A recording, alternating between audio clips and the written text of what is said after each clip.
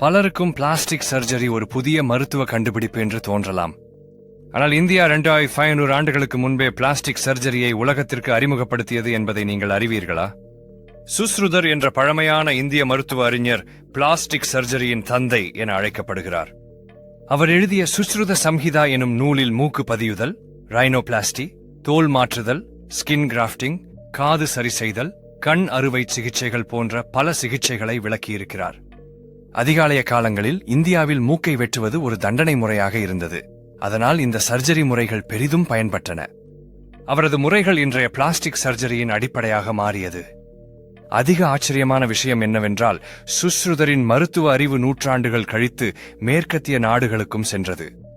18வது நூற்றாண்டில் இந்திய மருத்துவர்கள் மூக்கை புதுப்பிக்கும் முறையை கண்டுபிடிக்க அதை ஆங்கில மருத்துவர்கள் கற்றுக்கொண்டு தங்கள் மருத்துவ முறைகளில் சேர்த்தனர். சுஷ்ருதர் 125க்கும் மேற்பட்ட அறுவை சிகிச்சை கருவிகளை உருவாக்கினார். அவற்றில் பல இன்றும் மருத்துவம் செய்ய பயன்படுகிறது.